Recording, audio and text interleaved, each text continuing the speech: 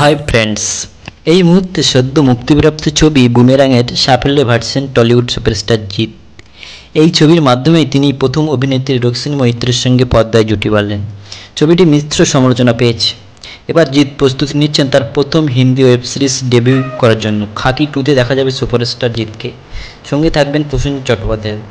যাই হোক, জিতের সময়টা বেশ ভালোই চলেছে। মকর সংক্রান্তির দিন দ্বিতীয়বার বাবা হয়েছেন জিৎ। মেয়ের পর ছেলের স্বপ্ন ছিল তার, সেটাও পূরণ হয়েছে। প্রথম সন্তান মেয়ের 11 বছরের মাথায় দ্বিতীয়বার বাবা মা হয়েছেন জিৎ ও মোহনা। স্ত্রীর দ্বিতীয় গর্ভাবস্থায় কথা একেবারেই আড়ালে রেখেছিলেন সুপারস্টার। গর্ভাবস্থার শেষ পর্যায়ে কয়েকটি বেবি মুনের ছবি দিয়ে অভিনেতা ঘোষণা করেন যে তাদের পরিবারে পূর্ণ হতে চলেছে, নতুন অতিথি আসছে। যাই হোক, তারকা সন্তানদের মুখ না দেখানোর ট্রেডিংয়ে জিতও ভেসেছিলেন।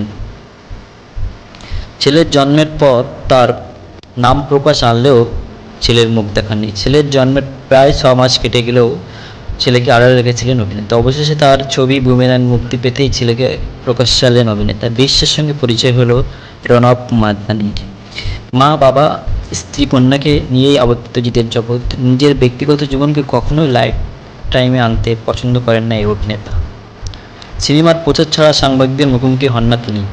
অবশেষে নিজের ইনস্টাগ্রামে কয়েকটি ছবি পোস্ট করে ছেলেকে দেখালেন জিৎ। প্রথম ছবিতে লিটল স্টার রণবকে খালি গায়ে তোয়ালে জড়িয়ে একেবারে পায়ে পা উঠিয়ে বাবু মশাইয়ের মতো শুয়ে থাকতে দেখা গেছে। আরেকটি ছবিতে জিৎকে তার ছেলে, মেয়ে, স্ত্রীর সঙ্গে দেখা গেছে। আরেকটি ছবিতে গোটা মাদনানি পরিবারকে দেখা যাচ্ছে। গত সেপ্টেম্বরে স্ত্রীর গর্ভাবস্থায় একাধিক ছবি দিয়ে রীতিমতো চমকে দিয়েছিলেন জিৎ।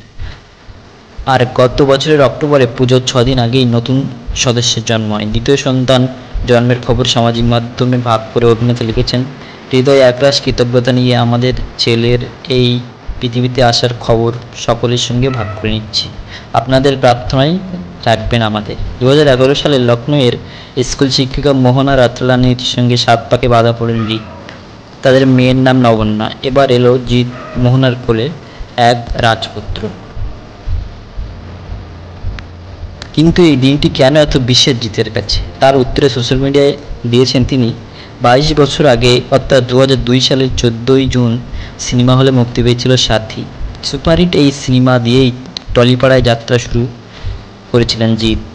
তারপর নানান চড়াই উতরাই পেরিয়ে স্টারডম, অভিনেতা থেকে প্রযোজক হওয়া, কোনো রকম আপোষ না করেই নিজের স্বত্বে সিনেমাটি তৈরি করা।